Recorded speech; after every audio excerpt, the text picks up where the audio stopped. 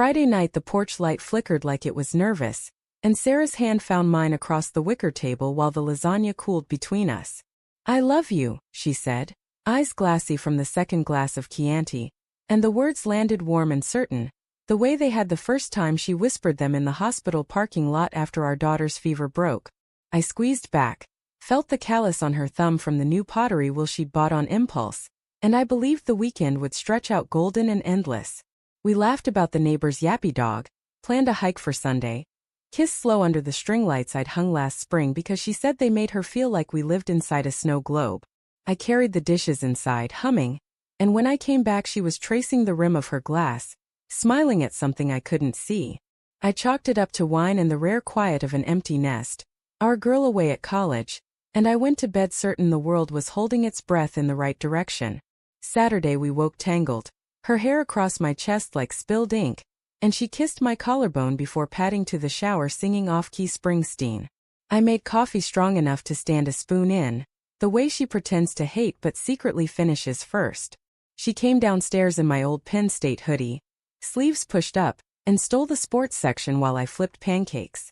"You burn these and I'm filing for culinary divorce," she teased, and I flicked flour at her nose. We spent the afternoon on the couch arguing over whether the Phillies were cursed or just incompetent, her bare feet in my lap, my thumb tracing the arch the way I had since we were 22 and broke. That night we made love with the windows open, cicadas drowning out the headboard, and afterward she pressed her forehead to mine and whispered, "Don't ever leave me, okay?" I laughed, promised the moon, and fell asleep counting the freckles on her shoulder like constellations. Sunday she suggested the hike but bailed last minute. "Headache," she said, rubbing her temples with the same fingers that had dug into my back 12 hours earlier. I kissed her forehead, tasted salt, told her to rest. I took the dog instead. Let the trail burn my calves while I replayed her voice cracking on, "Don't ever leave me." Something itched under my ribs, but I blamed the pollen, the altitude, anything but the sudden distance in her eyes when I got home and found her on the porch swing, phone face down, staring at nothing. She smiled when she saw me, but it arrived late like an afterthought. Dinner was quiet. She pushed salmon around her plate and said she wasn't hungry. I cleaned up alone, heard the shower run longer than usual, caught her silhouette through the fogged glass and wondered why she'd locked the bathroom door for the first time in 23 years. Monday morning she left for work before I woke, a note on the counter.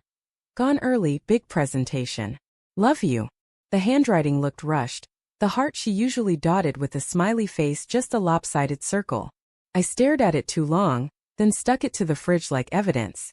At the office I couldn't focus. Emails blurred. Around noon I texted, "Knock 'em dead."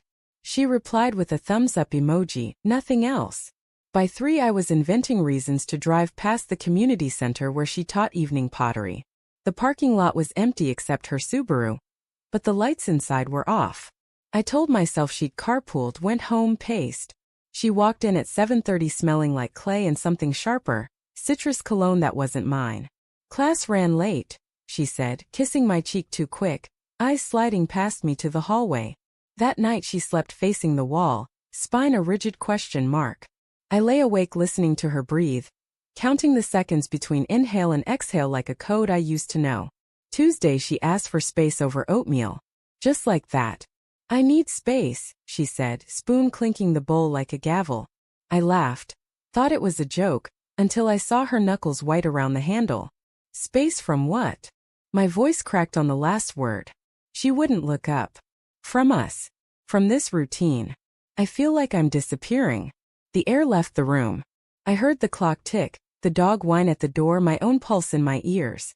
"Disappearing." I repeated, dumb. "Sarah, talk to me." She finally met my eyes and they were wet but steady. "I can't. Not yet." Then she was grabbing her purse, keys jangling like alarm bells, and the front door shut soft behind her, the way you close a coffin so it doesn't echo. I sat there until the oatmeal hardened into cement. The silence pressed against my eardrums. I don't know how long I stared at the empty chair before I moved. Maybe minutes, maybe an hour. But when I did, I went straight to her laptop on the kitchen counter.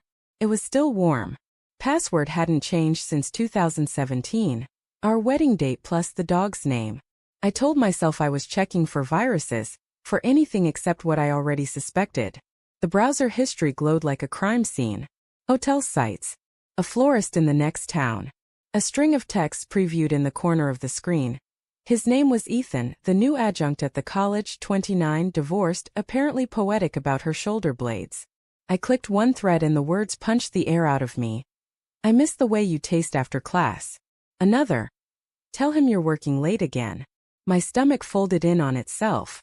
I scrolled back months of afternoons I'd spent proud she was finding herself in that goddamn pottery studio.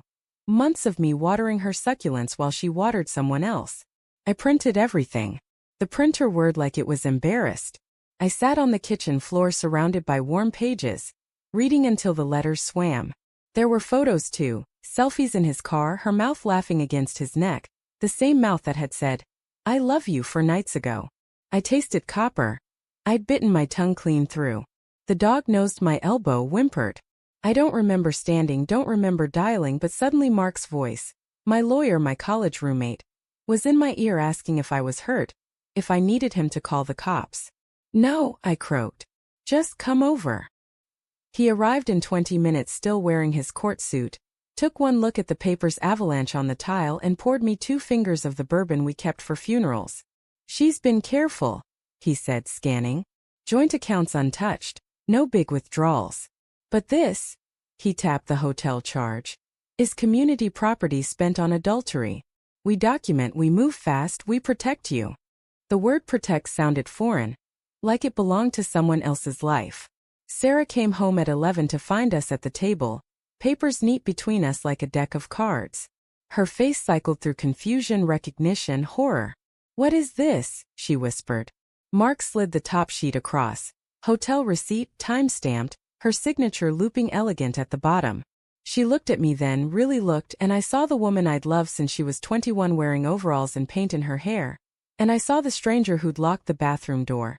And they were the same person, and that was the worst part. "I was going to tell you," she said, voice small. "I swear I was." Mark started talking, assets, timelines, custody of the dog because our daughter was grown, but I barely heard.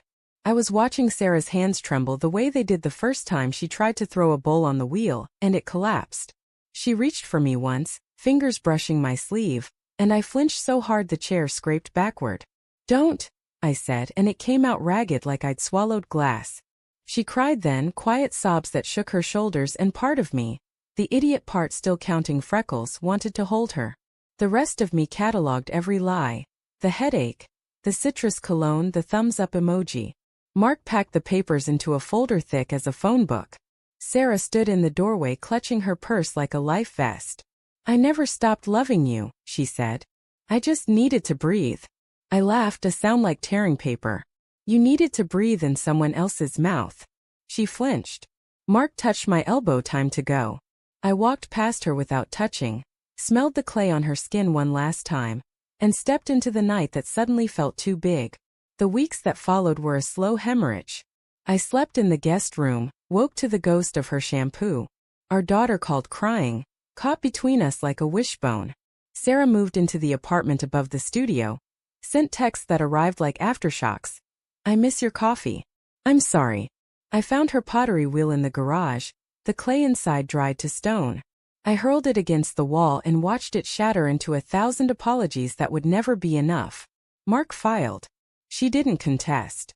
The judge's gavel fell like a period at the end of a sentence I never wanted to write. Some nights I drive past the community center, windows dark, and I wonder if she still teaches on Tuesdays, if Ethan waits in the parking lot with engine running. I wonder if she tells him about the snow globe lights, about the way I used to warm her feet between mine. I wonder if love can be both a home and a prison, if needing space is just another way of saying I stopped fitting inside the life we built. Mostly I wonder how you mourn someone still breathing, still posting sunsets on Instagram with captions about new beginnings. Here's what I know now, the truth I carry like a stone in my pocket. Love isn't a promise kept. It's a promise believed until the moment it isn't. And when the moment comes, you don't get to choose the wreckage. You only get to decide whether to keep bleeding or start bandaging. I'm still deciding.